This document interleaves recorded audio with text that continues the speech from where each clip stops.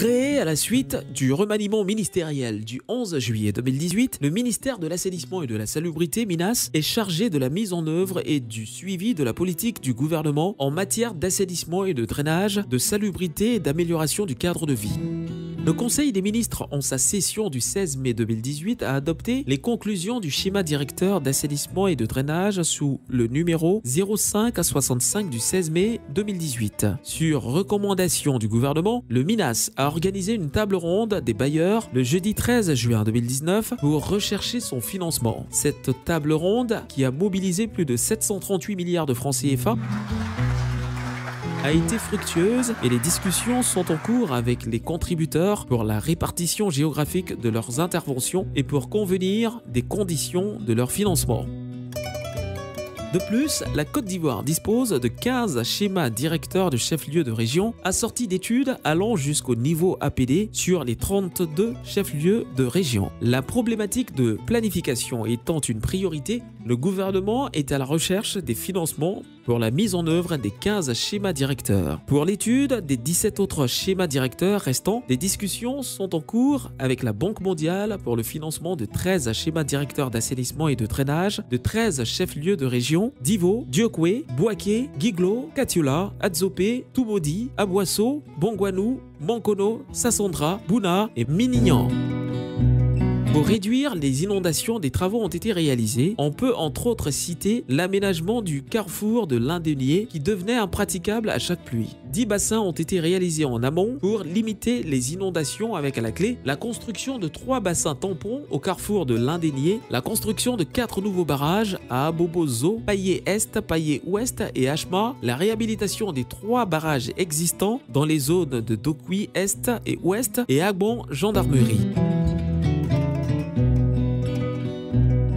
Ces travaux ont été confortés par la construction de canaux et de conduites de drainage comme à la casse d'Adjamé Abobo et Angré. Aujourd'hui, les résultats sont palpables et le carrefour de l'Indénié n'est plus cette grande piscine que l'on connaissait à la moindre pluie. La réhabilitation et le curage des bassins d'orage comme Bonouma, Palmeraie, lycée technique et les canaux du Banco qui provoquaient des inondations et des pertes en vie humaine et biens matériels dans ces quartiers. Le curage des canaux de Koumassi et du canal d'équilibre de Marcory-Koumassi. Koumassi n'est plus Koumassi Beach. Des travaux de construction d'ouvrages de drainage, notamment la réalisation du bassin d'orage à Génie 2000, assorti des travaux d'élargissement et de dédoublement sur le canal qui ont permis d'empêcher les inondations de la rue Ministre.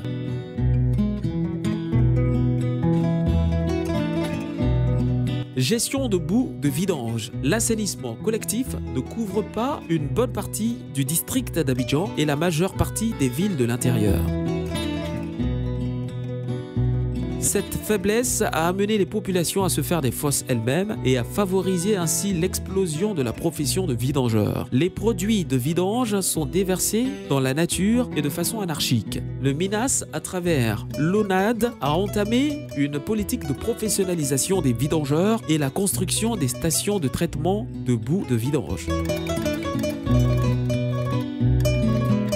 Latrinisation en milieu rural. 49% environ de la population ivoirienne vit en milieu rural. Le manque d'accès à l'assainissement de base entraîne la pratique de la défécation à l'air libre. Cet état des choses engendre de nombreuses maladies, diminue la productivité et entraîne des coûts associés d'ordre économique, humain, social, sanitaire, environnemental.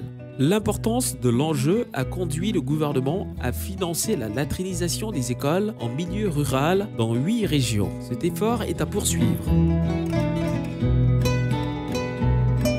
L'État de Côte d'Ivoire, conscient de la nécessité de préserver le cadre de vie et l'environnement urbain d'Abidjan, a signé avec la société de distribution d'eau de Côte d'Ivoire Sodeci un contrat d'affermage en cours de révision pour l'entretien et l'exploitation des réseaux et ouvrages d'assainissement et de drainage de la ville d'Abidjan. 34% de linéaires de réseaux d'assainissement du district ont été curés, traduisant ainsi le passage du linéaire de nouveaux réseaux d'assainissement eau usée fonctionnels en 2018 et les requêtes des usagers entièrement traitées.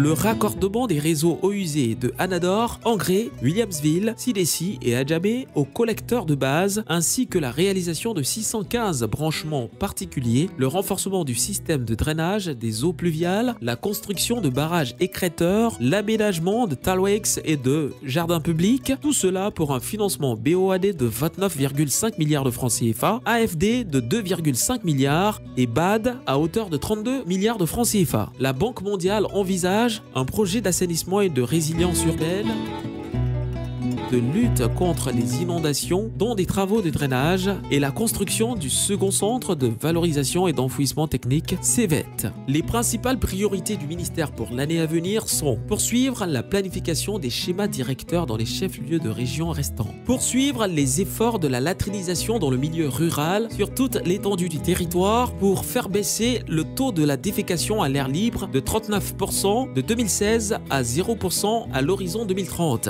écrire les conventions de délégation de services entre le ministère et l'ONAD, poursuivre les efforts pour la mise en œuvre du schéma directeur de l'assainissement et du drainage du district d'Abidjan, élaborer la stratégie nationale de l'assainissement en milieu urbain, finaliser et adopter la stratégie nationale de l'assainissement en milieu rural, professionnaliser la filière des vidangeurs. Sous l'impulsion du ministre Anne-Désiré Ouloto, le gouvernement a lancé de nouvelles réformes dans la gestion des déchets solides.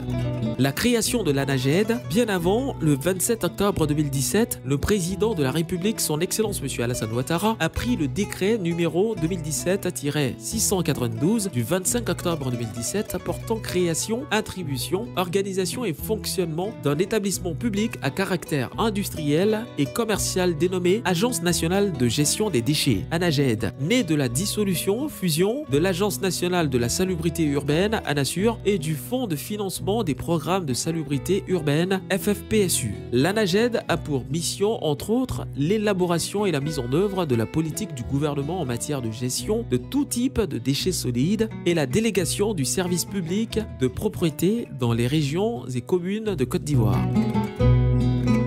Le MINAS envisage d'améliorer la gouvernance du secteur des déchets solides. À cet effet, un projet de code de la salubrité a été élaboré et attend d'être adopté par le gouvernement. La gestion des services de propriété d'Abidjan a permis de confier depuis le 29 novembre 2017 les conventions de délégation de services publics de propriété aux sociétés Eco-Iburni et Eco-TSA et moderniser ainsi la chaîne de collecte et de transport des déchets solides, ménagers et assimilés DSMA. Cette nouvelle organisation a permis la mobilisation de plus de 326 véhicules de collecte, plus de 700 coffres et conteneurs, 6000 bacs à ordures, 2000 corbeilles. La modernisation de la gestion des déchets solides ménagers dans le district d'Abidjan a permis la création de 4432 emplois directs. En effet, le processus de modernisation a permis la création de 196 postes de groupage et points de collecte, 5 centres de transfert et un centre de valorisation et d'enfouissement technique CEVET à Kosiwan, dont les travaux ont été lancés le 19 mars 2018 par le Premier ministre Amadou Gon Coulibaly. Un projet infrastructurel renforcé par celui de la construction simultanée des centres de transfert et de groupage d'Anguédédou et de Port-Boué. Aujourd'hui, 5 centres de transferts sont en cours de construction dans le district autonome d'Abidjan, dont 3 centres de transfert sont disponibles et fonctionnels, soit 2 à Anguédédou et 1 à Bingerville. Concernant le CEVET de Kosiwan, ce sont 350 emplois directs et indirects qui sont créés au niveau de la poursuite des travaux de la construction et de l'exploitation du site, dont 280 occupés par les jeunes de moins de 40 ans, soit 80%.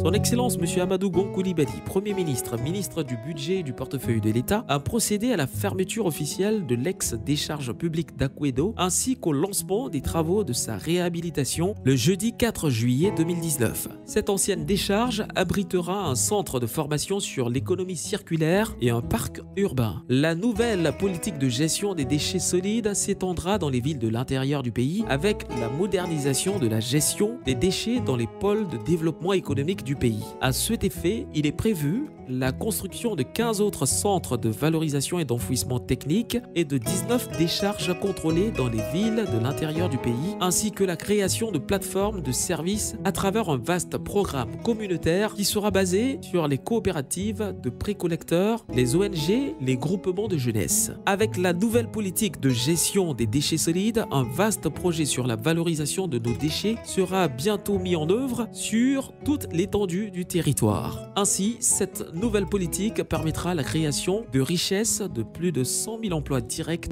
et indirects.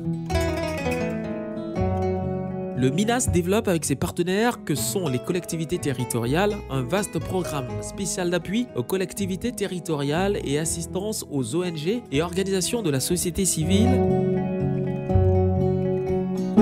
32 sites d'occupation anarchique du domaine public ont été déguerpis. Ainsi, l'ANAGED a octroyé aux collectivités territoriales un matériel de salubrité depuis 2017, 2 537 126 554. 2018, 222 265 656. 2019, 2 889 891 038. Ce matériel comprend 58 communes qui ont été dotées en tracteurs, tricycles, brouettes, poubelles, balais, brosses, gants, blouses, etc. pour un montant de 2 milliards de francs CFA et 80 ONG et organisations de la société civile de kits de salubrité à Abidjan qu'à l'intérieur du pays, pour un montant global de 417 millions de francs CFA. Outre la mise en œuvre de ces nouvelles réformes, le MINAS a institué depuis 2017 l'opération Grand Ménage, le premier samedi de chaque mois en vue d'amener toutes les composantes de la population à agir ensemble à travers des actions de nettoiement pour la propreté et l'esthétique des cités. Le bilan reste assez positif. En effet, à travers la sensibilisation, le MINAS a réussi notamment à faire intégrer dans l'esprit de la majorité de la population le concept du grand ménage, à mobiliser les organisations de la société civile et à susciter la création de comités locaux, même si le niveau d'implication et de participation du corps social est à améliorer. De plus, la stratégie nationale du grand ménage et le plan d'action 2018-2020 validé en atelier les 23 et 24 novembre 2017 a permis de donner d'autres orientations à cette opération de terrain lors du séminaire bilan qui a réuni les membres du corps préfectoral et du corps social. Autre priorité, la question des sachets plastiques. Face aux nombreuses conséquences négatives de l'usage abusif des sachets plastiques sur la salubrité et l'esthétique, sur l'environnement, sur l'économie et la santé, le gouvernement a pris un décret pour interdire la production, l'importation, la commercialisation, la détention et l'utilisation des sachets plastiques. Malgré les rencontres organisées dans le cadre du comité interministériel avec la participation de l'ensemble des fêtières du secteur de la plasturgie et de la sacherie plastique et les campagnes de sensibilisation, la problématique des sachets plastiques reste presque entière. En effet, bien qu'on ait réussi à remplacer les sachets de caisse en plastique par des sacs réutilisables dans les grandes surfaces de distribution et les sacs en papier dans les officines de pharmacie, les boulangeries, les pâtisseries et dans certains commerces, l'utilisation des sachets plastiques interdits reste toujours importante. Le gouvernement, pour ainsi dire, joue et continuera de jouer sa partition pour offrir aux populations de vivre et de travailler dans un environnement sain, mais il urge que les populations elles-mêmes développent la culture de la propreté par la prise d'initiatives individuelles et collectives.